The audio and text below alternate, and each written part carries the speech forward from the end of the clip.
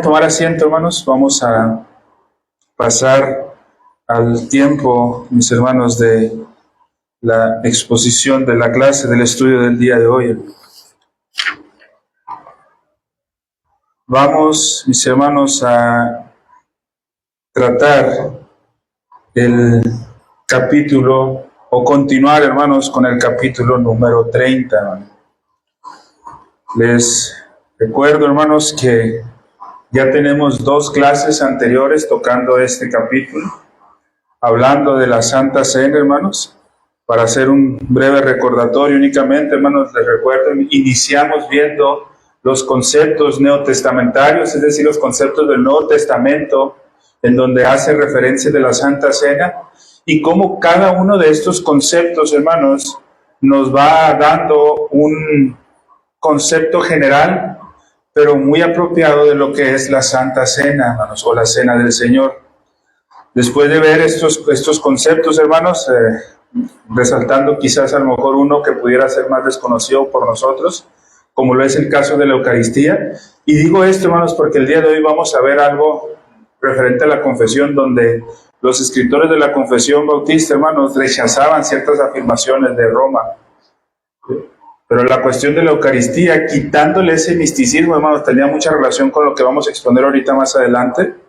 Sin embargo, hermanos, nosotros vemos en las Escrituras, como lo estudiábamos en días anteriores, que la palabra Eucaristía, hermanos, como acción de gracias o como dar gracias a Dios, es totalmente correcto en el uso de la Santa Cena, de la Cena del Señor.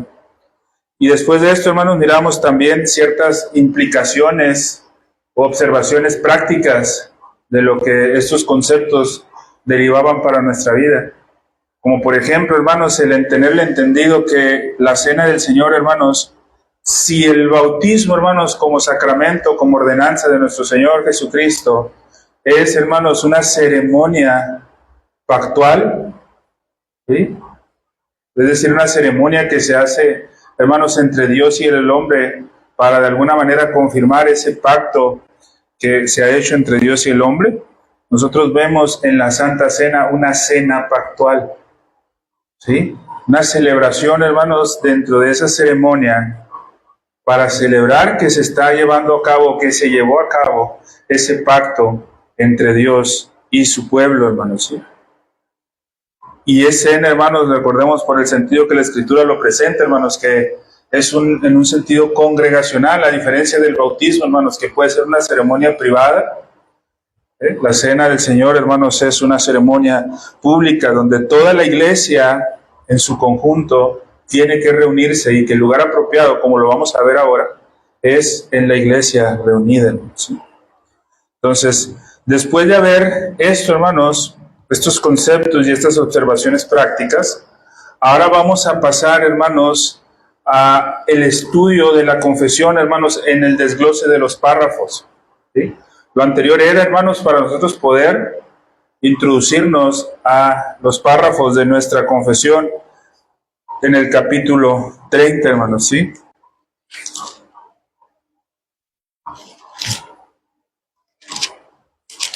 Vamos a estudiar, hermanos, y vamos a ver cómo, hermanos, los confesores o los que redactan, hermanos, la confesión de fe, dentro de las afirmaciones que tienen, hermanos, en esta confesión y que hemos adoptado como nuestras, tenemos afirmaciones, pero al mismo tiempo que presenta estas afirmaciones, hermanos, presenta también negaciones, ¿sí? Hacen afirmaciones sobre la doctrina del Señor e inmediatamente después, casi en cada párrafo, hace una afirmación de lo que es la Cena del Señor, y en ese mismo párrafo, hermanos, presenta una negación de lo que rechaza en cuanto a la Cena del Señor, hermanos, ¿sí? Esto se hizo de esta manera, hermanos, en aquel tiempo, debido a la perversión católico-romana que impregnaba en todas las iglesias en aquel tiempo, hermanos, ¿sí? Y este capítulo, hermanos, aunque en su mayoría toda la confesión, hermanos, de alguna manera podemos verla como una protesta a ciertas herejías que se vivían en Roma o dentro del catolicismo romano, específicamente en este capítulo, hermanos, se ve una diferencia muy marcada entre que dicen esto sí es la cena del Señor y esto no es. Al grado que, como lo vamos a leer ahorita, hermanos, en uno de los artículos, le llegan a nombrar hasta el acto que celebra Roma como una abominación, hermanos, al grado más grotesco. ¿Sí? Entonces vamos a ver de qué manera, hermanos, se relacionan esas afirmaciones doctrinales y esas negaciones que en aquel tiempo se hicieron en contra del catolicismo romano, hermanos, pero hoy, hermanos, siguen aún haciéndose vigentes, hermanos, ¿sí? Tenemos que cuidar de esa manera. ¿Por qué, hermanos? Porque lamentablemente esas enseñanzas que en aquel tiempo estaban impregnadas en Roma únicamente, de alguna u otra manera se han metido de forma muy disfrazada dentro de las iglesias evangélicas actuales, hermanos, y eso es lamentable. Y es lamentable, hermanos, ¿por qué? Porque hacemos menos la celebración de la Santa Cena. La enseñanza doctrinal que está detrás de la Santa Cena, hermanos, el argumento bíblico de la Santa Cena. Y lo empezamos a rechazar, hermanos, ¿sí? O lo empezamos a hacer menos importante, hermanos. Pero si nosotros entendiéramos, hermanos, realmente la naturaleza, que es el tema que vamos a estar tocando hoy, hermanos, la naturaleza de la cena del Señor, cuando uno entiende realmente la naturaleza de la cena del Señor, hermanos, no estoy afirmando, hermanos, que las doctrinas en la Biblia se dividieran en primarias y secundarias y que las secundarias sean menos importantes que las primarias, porque toda la palabra es inspirada por Dios, hermanos. Pero hay misterios dentro de la palabra, hermanos, que nosotros podemos entender que pudieran reconocer de ciertas diferencias, y que son misterios que están, hermanos, puestos y que a lo mejor muchas veces son de difícil comprensión. Sin embargo, hermanos, y que no debemos descuidar por nada. Sin embargo, hay doctrinas, hermanos, que podemos decir cardenales, hermanos, dentro del cristianismo, que si nosotros entendemos la naturaleza de la cena del Señor, hermanos, vamos a evitar cualquier uso inadecuado sobre la cena del Señor. Y esa es la intención, hermanos, que tenemos en esta tarde, hermanos, y durante este tiempo que vamos a estar estudiando la cena del Señor, hermanos. Reformar en algún sentido nuestro entendimiento doctrinal de la cena del Señor y tomarla, hermanos, y celebrarla, dar gracias a Dios de la forma en la que es necesario hacerlo, mis hermanos, con un entendimiento, hermanos, claro de lo que es la cena del Señor. ¿Sí? Entonces, les comentaba, hermanos, vamos a ir pasando párrafo por párrafo y viendo cómo pasamos de una afirmación positiva a una negación. ¿Sí? Bueno, hermanos, iniciamos, hermanos. Primero, es un hecho, hermanos, que todos reconocen esto, que la cena del Señor fue instituida, ¿sí?, por nuestro Señor Jesucristo. Nadie puede atreverse a negar eso, hermano. Nadie, absolutamente nadie puede atreverse a negar eso. Reconocemos firmemente, hermanos, que la cena del Señor fue instituida por nuestro Señor Jesucristo. También reconocemos, hermanos, que así como fue instituida por nuestro Señor Jesucristo, fue instituida la noche en que Él iba a ser entregado. Y nuestro Señor Jesucristo sabía que iba a ser entregado, hermanos, ¿sí? Entonces, ojo, hermanos, entendámoslo desde este punto de vista, hermanos, y empecemos a identificar su naturaleza desde este punto de vista, hermanos, ¿sí? Instituida por nuestro Señor Jesucristo la noche en que iba a ser entregado. Y eso, hermanos, ha permanecido vigente, esa celebración, hermanos, que ordenó nuestro Señor Jesucristo la noche en que iba a ser entregado. Esa celebración permanece vigente hasta el día de hoy. Y muchas veces, hermanos, la tomamos como un recordatorio de la historia del Evangelio, hermanos. Y en cierta medida sí es eso, hermano. La cena del Señor, hermanos, la celebración de la cena del Señor, hermanos, es un recordatorio del Evangelio. Por eso siempre la cena del Señor tiene que estar asociada a la predicación del Evangelio. Por esto el ministro, hermanos, sea el tema que sea que se vaya a tocar, hermanos, o sea la palabra que se va a exponer, hermanos, siempre se relaciona al Evangelio. Y la cena del Señor, hermanos, está 100% relacionada con el Evangelio. ¿Sí? Ahora, esa es la razón, en algún sentido, hermanos, por la cual la cena del Señor ha sido practicada desde la iglesia primitiva, hermanos. hasta estos tiempos, hermanos. Y seguirá siendo practicada, hermanos, por las iglesias hasta que nuestro Señor Jesucristo venga por segunda ocasión y la podamos celebrar juntamente con Él, mis hermanos, ¿sí? Bebiendo ese vid nuevo, de ese fruto nuevo, hermanos, ¿sí? Como lo dice su palabra.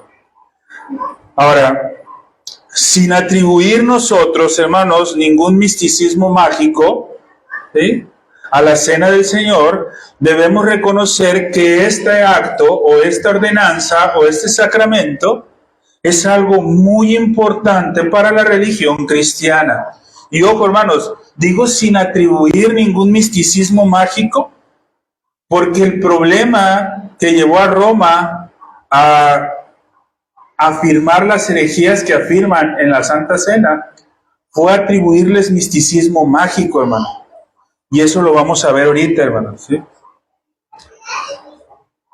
Tenemos que cuidar, hermanos, de entenderla. Es esencial para la iglesia cristiana entenderla de una forma correcta, ¿sí? Pero lamentablemente, a pesar de esto, muchos no la entienden correctamente. Y como hay algunos, hermanos, que le ponen un misticismo, por otro lado hay otros que la hacen menos, ¿sí? Por ejemplo, hermanos, podemos decir, muchos en la actualidad, iglesias evangélicas, hermanos, le dan cierto valor de uso a los implementos, hermano, y los elevan a una posición como si fueran artículos sagrados que no pueden ser tocados absolutamente por nada, ¿sí? Y ahora, no decimos que los implementos que utilizamos para la Santa Cena, y cuando hablo de implementos, hermanos, hasta ahorita no me estoy refiriendo al pan y al vino, sino a los utensilios, ¿sí? Muchos los ponen en un lugar muy elevado los utensilios, ¿sí? Pero eso, hermanos, es darle un reconocimiento al utensilio que no lo tiene, ¿sí? Y lamentablemente muchas iglesias evangélicas sí hacen eso. Ahora, hermanos, eso no quiere decir, el no darle ese valor, no quiere decir que los vamos a traer por donde sea, ¿no, hermanos? Una cosa es cuidar las cosas y tenerlas presentables para el momento del servicio religioso, hermanos, y la ordenanza, pero otra cosa es darle un valor extra que no lo tienen, ¿sí? Lamentablemente dentro de muchas iglesias evangélicas pasa eso. Pero por el otro lado, hermanos, dentro también de muchas iglesias evangélicas, lamentablemente pasa el otro extremo, en el que le dan un valor menor, la hacen menos. De verdad, hermanos, es muy lamentable cómo pueden existir iglesias.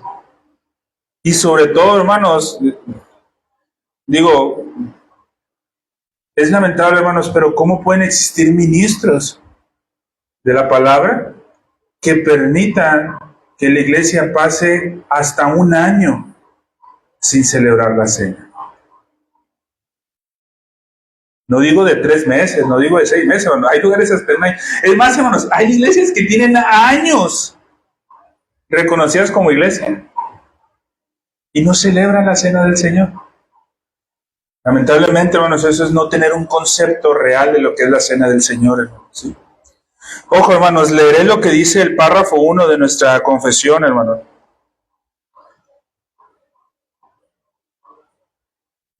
Leeré lo que dice el párrafo 1 de nuestra confesión. Dice: la cena del Señor Jesús fue instituida por Él la misma noche en que fue entregado, para que sea observada en sus iglesias hasta el fin del mundo, para que se haga memoria perpetua y se proclame el sacrificio de sí mismo en su muerte, para confirmación de la fe de los creyentes y de los beneficios de esta para su alimentación espiritual y crecimiento en Él, para un mayor compromiso de ellos en y con todos los deberes que deben a Él, para que sea un vínculo y una prenda de la comunión de ellos con Él y entre ellos mutuamente, hermanos. Esto es lo que afirma en el párrafo 1, lo que afirmamos doctrinalmente, ¿sí? Vamos a ver, hermanos, entonces, que su institución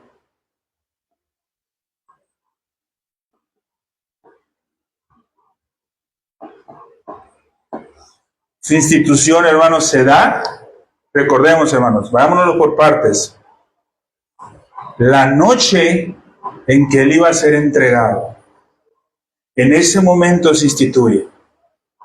Y como ordenanza para que se celebre hasta el fin del mundo, hasta la segunda venida de nuestro Señor Jesucristo.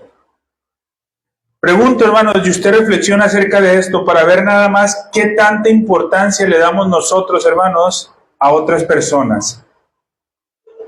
¿Alguien de ustedes ha perdido un ser querido? Yo creo que sí, ¿verdad? Pero ojo, hermanos, a alguien de ustedes, ese ser querido antes de morir le ha dicho, ¿sabes qué? Hijo, hija, hermano, amigo, conocido, yo quiero que hagas esto. No dejes de hacer esto. Y le sumamos más, hermanos, cuando están en el lecho a punto de morir. Sea quien sea esa persona, hermano, sí o no es algo que se siente como algo distinto, hermanos, o sea, como si te lo pidiera alguien que está bien.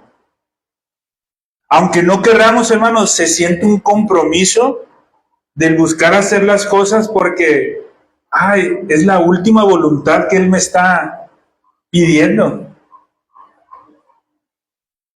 Y si a lo mejor usted lo ha vivido, hermano, créame que es normal que hagamos cualquier cosa por cumplir eso que nos pidió nuestro ser querido antes de la muerte.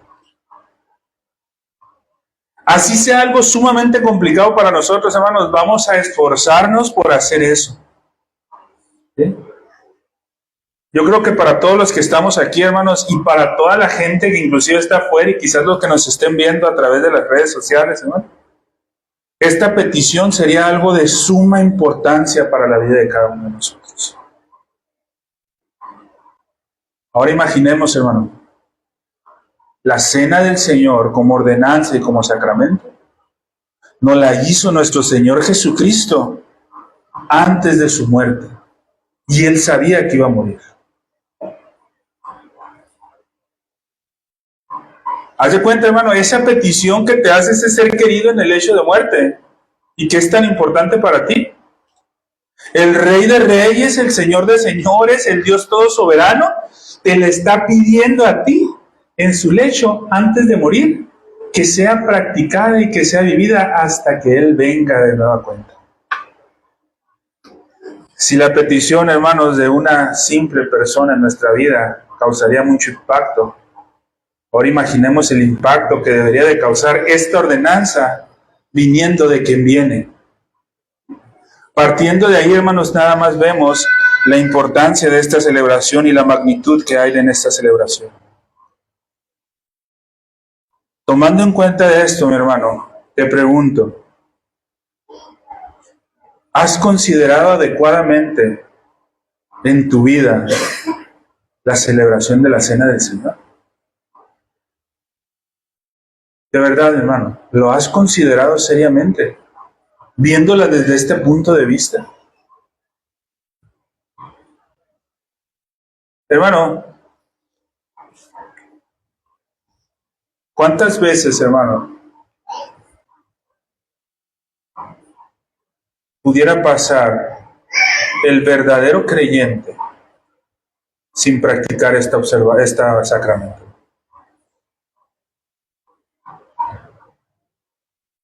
¿Qué pasa, hermanos, cuando alguien en el lecho de muerte te hace una petición y luego no la cumples y alguien se entera? ¿Qué es lo primero que te dice?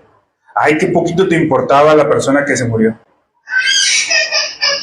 ¿Te imaginas, hermano? Es verdad, hermano, nuestro Señor Jesucristo resucitó, hermanos, y Él está vivo. Pero no olvidemos que murió, hermanos. Murió en ese momento, y en ese momento estaba pidiendo a sus discípulos, casi en forma de súplica, hermanos, que hicieran eso que Él les estaba mandando en memoria de Él hasta que Él viniera por segunda ocasión. ¿Qué tan importante, hermanos? Siendo sincero, ¿qué tan fiel has sido en esto? ¿Qué tan fiel has sido en guardar esta ordenanza?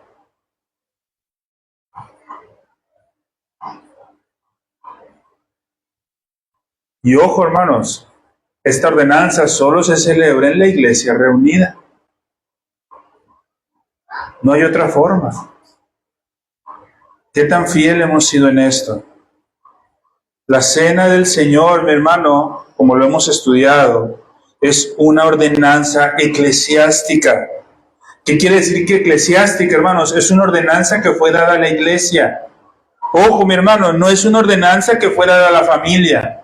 No es una ordenanza que fue dada al Estado. No es una ordenanza que fue dada siquiera a un cristiano en lo individual como lo es el bautismo. Una ordenanza eclesiástica, una ordenanza dada a la iglesia.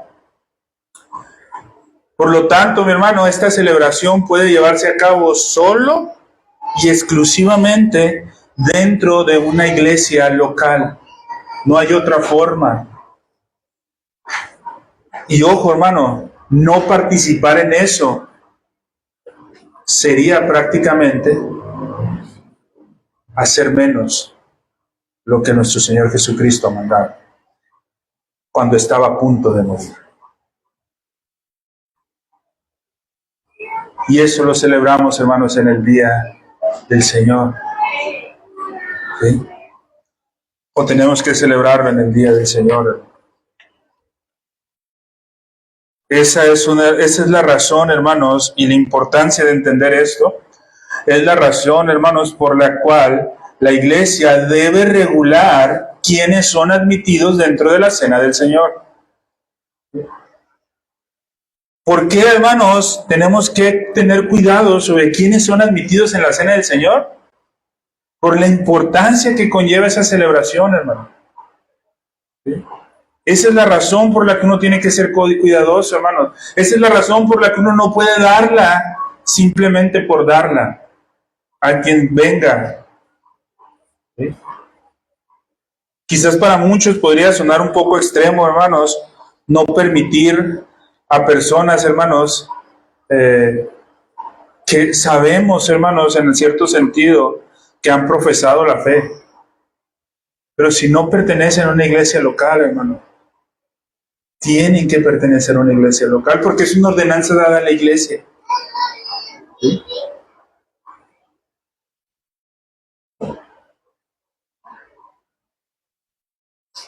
Tenemos, hermanos, que aprender esto como iglesia.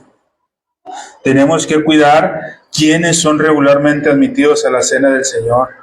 Y tenemos que cuidar también la manera en que debe observarse esto, es decir, la manera en que debemos vigilar esto. Este tema, hermanos, lo tocaremos más adelante, hermanos, en otro párrafo. ¿Sí?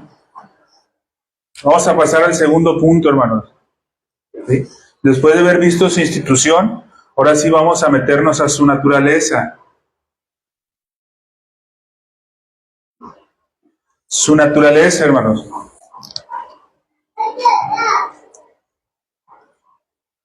Para nosotros estudiar su naturaleza, hermanos, vamos a verla como el doctor Waldron lo presenta en su libro de la exposición a la confesión, hermanos.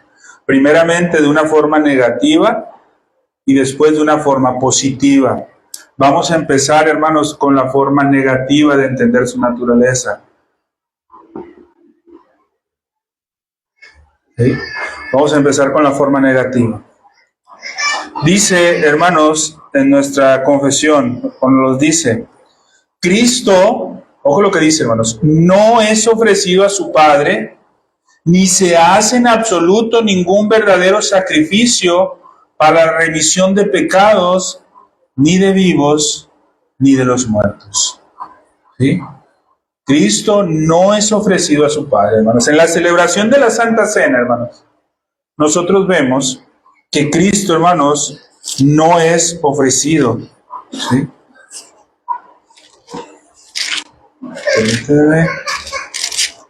Cristo no es ofrecido en ese momento, hermanos. Diferente a lo que muchos pudieran pensar, hermanos, que Cristo es ofrecido, ¿sí? Dice el párrafo 2, hermanos, de nuestra confesión. En esta ordenanza, Cristo no es ofrecido. ¿Sí? No es ofrecido.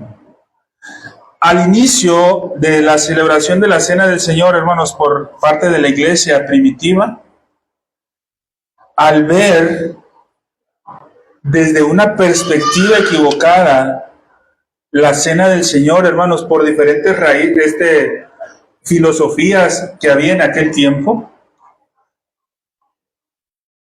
la celebración propia de la Cena del Señor, hermanos, se llenó de un misterio o poder dentro de la mente de la gente. Y en la afirmación que hace nuestro Señor Jesucristo, este es mi cuerpo, muchos en la iglesia primitiva lo empezaron a tomar de forma literal. ¿Sí? Por esa razón, hermanos, y al entender ellos esto de esa manera, ¿sí?, empezaban a afirmar que cuando el pan era partido por el ministro, ¿sí?, muchos estaban diciendo que en ese momento se estaba llevando un sacrificio real por el pecado. Ojo, hermanos, hace unos días yo comentaba, hermanos, hay una simbología muy fuerte dentro de ese momento, hermanos, que representa el partimiento del pan. Porque sí, hermanos, representa el momento en el que nuestro Señor Jesucristo fue crucificado. Pero, hermanos, el problema es que muchos lo empezaron a tomar de una forma tan literal que creían que en el momento que el ministro hacía eso, realmente nuestro Señor Jesucristo estaba siendo sacrificado otra vez. ¿Sí? Por el poder que le dieron ellos, hermanos, sin ninguna razón. ¿Sí? Con este entendimiento, hermanos, ¿sí?, ojo, al ser ese quebrantamiento de pan visto desde esa perspectiva, en la idea, hermanos, de muchos en la iglesia de forma muy equivocada, se convertía en una especie de reencarnamiento o encarnación de nuestro Señor Jesucristo en el pan. ¿Sí? ¿Estamos de acuerdo? Al ver y al darle ese simbolismo místico, lo convertían en una especie de encarnación de nuestro Señor Jesucristo en el pan. Y esa encarnación era para ser sacrificado. Nuestra afirmación confesional, hermanos, o nosotros afirmamos, ¿sí?, que eso no es verdad. Nuestro Señor Jesucristo en el pan, hermanos, no está siendo encarnado nuevamente para ser nuevamente sacrificado. Nosotros creemos que eso no es verdad. Y la base bíblica que nosotros tenemos, hermanos, para afirmar esto, o para negar esto, se encuentra en las Escrituras. El Evangelio de Juan 19, versículo 30, ¿qué nos dice? Cuando Jesús hubo tomado el vinagre, dijo, consumado es. Consumado es. Ojo con esta palabra, hermanos. Y luego dice, y habiendo inclinado la cabeza, entregó su espíritu. Consumado es. Hebreos 9, 25 al 28 nos dice lo siguiente, hermanos. Y no para ofrecerse muchas veces, ¿sí? Se entregó una vez y para siempre, y no para ofrecerse muchas veces, como entra el sumo sacerdote en el lugar santísimo cada año con sangre ajena. De otra manera, le hubiera sido necesario padecer muchas veces desde el principio del mundo. Pero ahora, en la consumación de los siglos, se presentó una vez para siempre por el sacrificio de sí mismo para quitar de en medio el pecado. Y de la manera en que está establecido para los hombres que murieran una sola vez y después de esto el juicio, así también Cristo fue ofrecido una sola vez para llevar los pecados de muchos, y aparecerá por segunda vez sin relación con el pecado para salvar a los que le esperan. Entonces vemos, hermanos, nos damos cuenta cómo el escritor de los Hebreos nos está afirmando que una sola vez, ¿sí? Capítulo más adelante en Hebreos 10, hermanos, del 11 al 14 nos dice, en esa voluntad somos santificados mediante la ofrenda del cuerpo de Jesucristo, hecha una vez para siempre. Y ciertamente todo sacerdote está día tras día ministrando y ofreciendo muchas veces los mismos sacrificios que nunca pueden quitar los pecados, pero Cristo, habiendo ofrecido una vez para siempre un solo sacrificio por los pecados, se ha sentado a la diestra de Dios, de allá en adelante, esperando hasta que sus enemigos sean puestos por estrados a sus pies. Porque con una sola ofrenda hizo perfectos para siempre a los santificados, con una sola ofrenda. Ahora, hermanos, con estos textos nosotros vemos, hermanos, que esa idea de pensar, hermanos, que nuestro Señor Jesucristo está sacrificado o está encarnado en el pan, es falsa. No está encarnado. No, ¿por qué? Porque si estuviera encarnado en el pan, quiere decir que se estaría haciendo un sacrificio, celebración tras celebración, hermanos. Entonces, hermanos, dentro de esa idea, nosotros estaríamos sacrificando a nuestro Señor Jesucristo semana a semana. Y eso es totalmente falso, hermanos, la Escritura lo dice. Pero ahora vamos a ver, hermanos, desde una perspectiva positiva.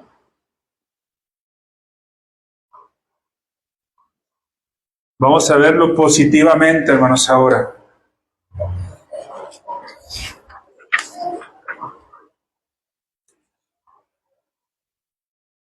Primero, estamos de acuerdo, hermanos, si lo hemos estudiado, que no tenemos que ver o considerar la cena del Señor como algo literal. ¿Sí? Entonces, ¿cómo debe de tomarse? Si no debe tomarse como algo literal, hermanos, la cena del Señor debe de tomarse como algo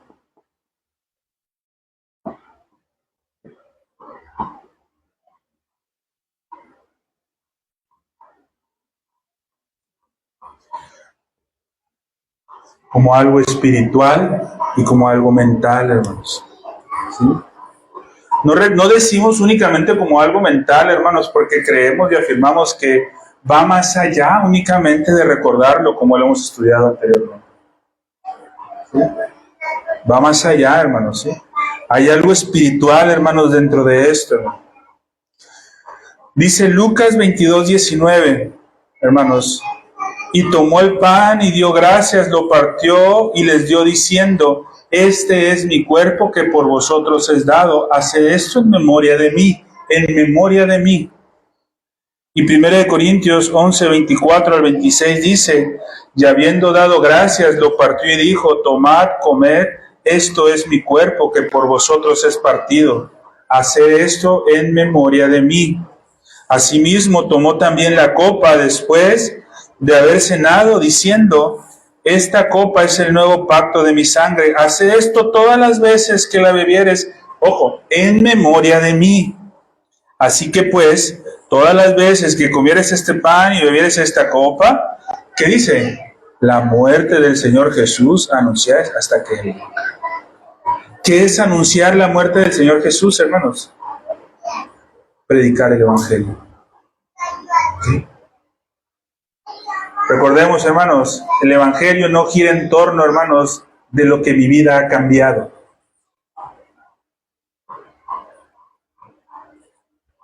Muchos piensan, hermanos, que el Evangelio, predicar el Evangelio es contar tu testimonio. No, hermano. Predicar el Evangelio es contar el testimonio de aquel que murió por ti, por mí y por los pecadores en la cruz. Ese es el Evangelio, hermano.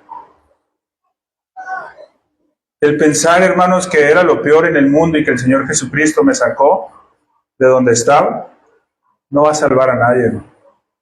Pero el reconocer que uno es pecador y que Cristo murió por él en la cruz, eso es el Evangelio, hermano.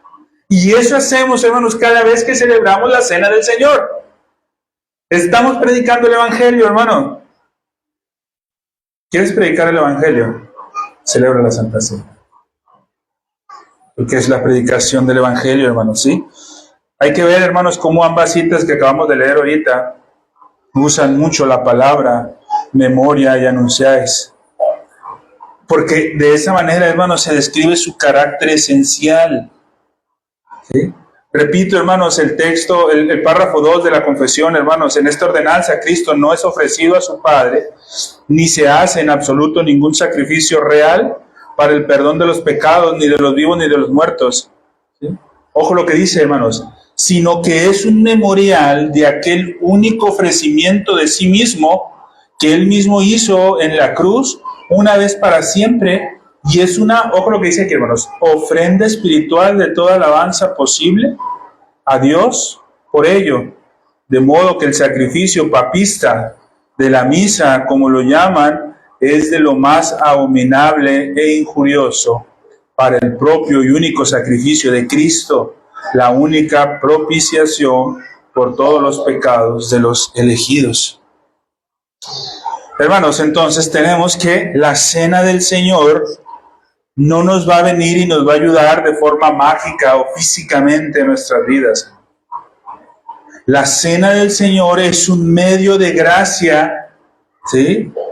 Recordatorio para nosotros. Es una bendición, hermanos, espiritual y mental para nuestra vida. Eso es la cena del Señor, hermano.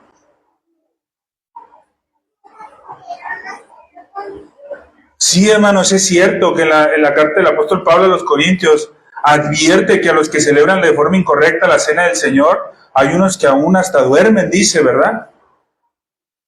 Pero no por eso quiere decir que, pues de ahora en adelante yo voy a estar celebrando la cena del Señor todos los domingos sin faltar para no morir. Quizás a lo mejor más de uno lo pudiera haber así, hermanos, pero la cena del Señor, hermanos, no trae ese beneficio físico. Es un beneficio espiritual, hermanos, como medio de gracia. ¿Sí? En el entendimiento erróneo, hermanos, de que traía un beneficio físico, ¿sí? En ese entendimiento, hermanos, de que traía un beneficio físico, muchos lo que empezaron a hacer, hermanos, inclusive, era que llevaban ese alimento, hermanos, a los hogares de los que estaban enfermos y no podían asistir. Con la intención, hermanos, de que fueran sanados. Pero eso no es la cena del Señor, hermano. ¿Sí? Cuando nosotros, hermanos, celebramos la cena del Señor, hermanos, en el momento que celebramos la cena del Señor, tenemos que entender que lo que está pasando es que nuestra mente y nuestro espíritu están de una forma intencional involucrados en esta ordenanza, hermano. ¿Sí? Entonces, hermano, ¿a qué vamos con esto? No, hermanos, nuestro Señor Jesucristo, ahorita un momento más que vamos a celebrar la cena del Señor, nuestro Señor Jesucristo no va a ser sacrificado en ese momento. Vamos a celebrar una ordenanza que nos recuerda el sacrificio de Cristo. Pero hermanos, si lo hago sin involucrar mi mente, mi espíritu en esa ordenanza, es una celebración vana. ¿Qué pasaba, hermanos, en Corinto con aquellos, la realidad, hermanos, de aquellos que dormían o aquellos que morían en eso? Hermanos, es por no celebrar de una forma espiritual y con la mente, hermanos, ese momento de la ordenanza de la Santa Cena. La cena del Señor, hermanos, tenemos que aprender a verla, todos nosotros, como el Evangelio visible. Es el Evangelio visible. Con esto que acabamos de ver, hermanos, y analizar hasta ahorita, esa es la razón por la cual la confesión afirma que el sacrificio papal es abominable al grado sumo, dice, o al sumo grado. Muy fuerte, hermano. Que es una abominación. ¿Por qué dice esto, hermanos? ¿Por qué? Porque la misa papal, hermanos, o la celebración de Roma, en el entendido que ellos tienen, afrenta el sacrificio de Cristo. Ojo, hermanos, ¿sí? Tenemos que cuidar bien esto, hermanos, ¿sí? Una cosa es el sacrificio. Una cosa es el sacrificio de Cristo y otra diferente es su eficacia.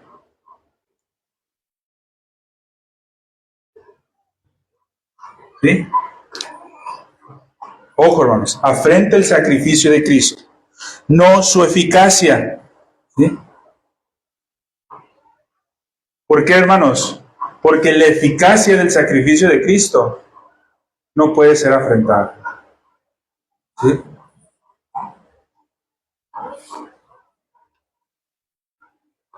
¿Sí? Sí, alcanzamos a dimensionar eso, hermano. Cuando nosotros afirmamos que la cena del Señor, o lo que hace Roma, hermanos, al ponerla como un sacrificio, ¿sí?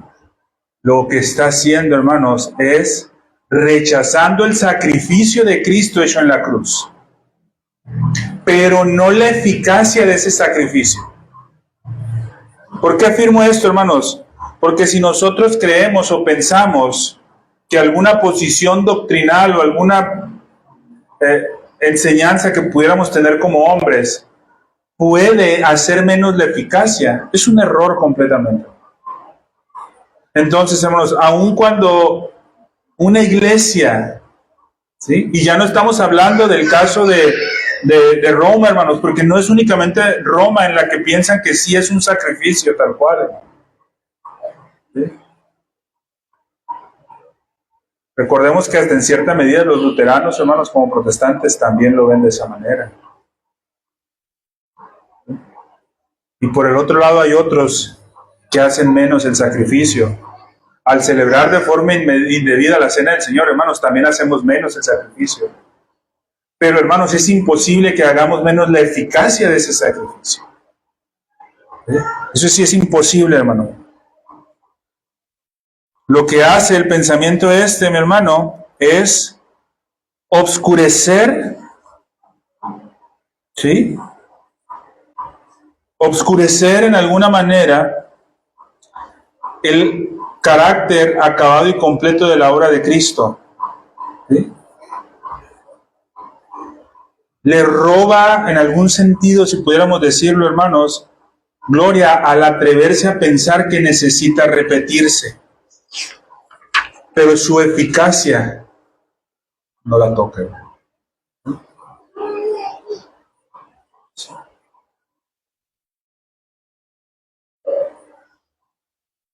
La gloria en la cruz, hermanos. ¿Qué es la gloria en la cruz? La gloria en la cruz, hermanos, cuando nosotros afirmamos la gloria en la cruz, hermanos, estamos afirmando que Cristo hizo satisfacción total por la justicia de Dios contra el pecado de todo su pueblo y logró la redención una vez para siempre. ¿Sí? El sacrificio que hace la misa niega esa gloria de la cruz. La niega, pero no le resta eficacia. Que ellos la nieguen no le resta eficacia. Así también, hermanos, como hacerla menos y no verla de la forma adecuada, también le resta, podríamos decirlo, hermanos, en algún sentido, le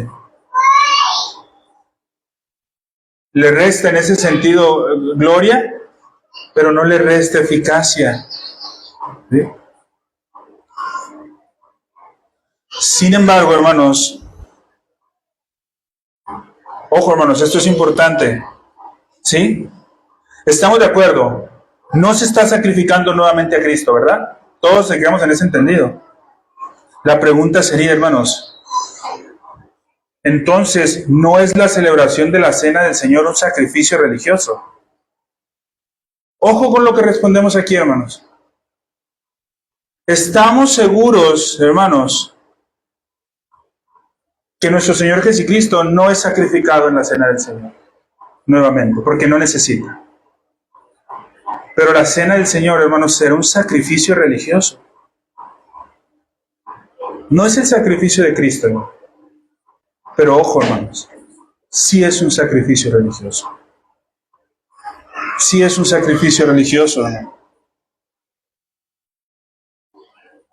Es la adoración, hermanos, o esa adoración, hermanos, un sacrificio espiritual.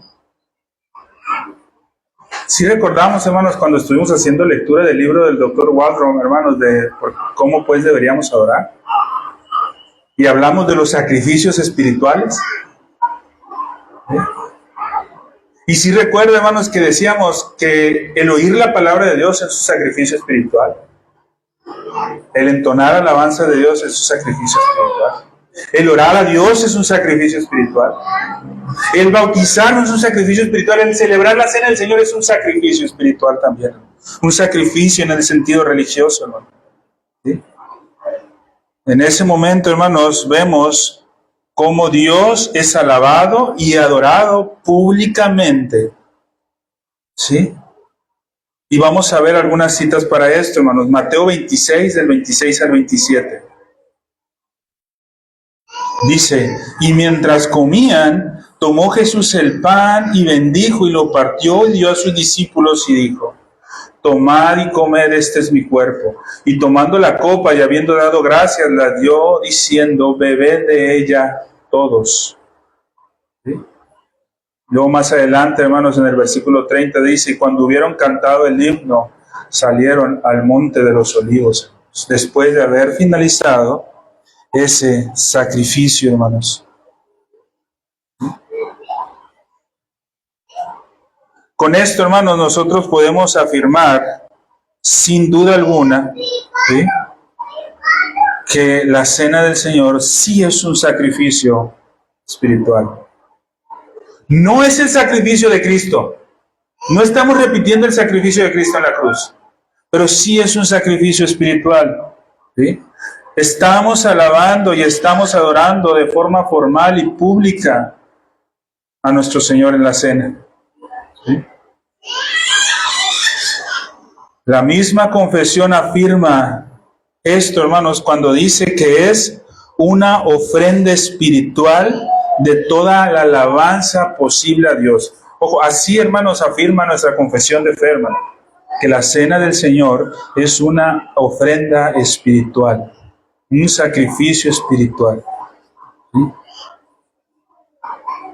Pero ojo, hermanos, ¿sí?, tenemos que tener mucho cuidado al saber diferenciar entre un sacrificio espiritual y el sacrificio por perdón de los pecados, o para perdón de los pecados. ¿Sí?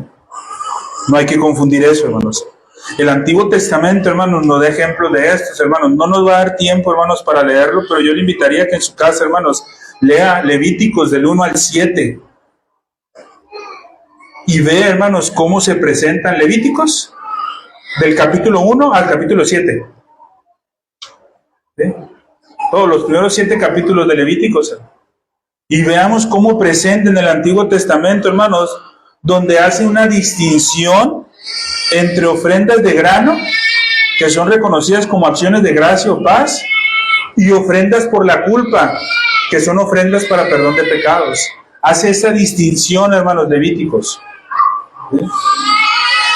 Presentando esa distinción en Levíticos, hermanos, es la forma en la que nosotros vemos, hermanos, en el Nuevo Testamento, la diferencia entre celebrar una ofrenda o un sacrificio espiritual a Dios y afirmar que sí lo estamos haciendo eso en la celebración de la Santa Cena, pero que no es una ofrenda o un sacrificio para perdón de pecados. ¿Sí? Es una ofrenda, es un sacrificio, hermanos, de acción de gracia, de paz a nuestra vida, pero es un sacrificio. ¿Sí? Entonces tenemos que aprender a diferenciar esto, hermanos, ¿sí?, entre ese sacrificio espiritual y ese sacrificio cruento, hermano.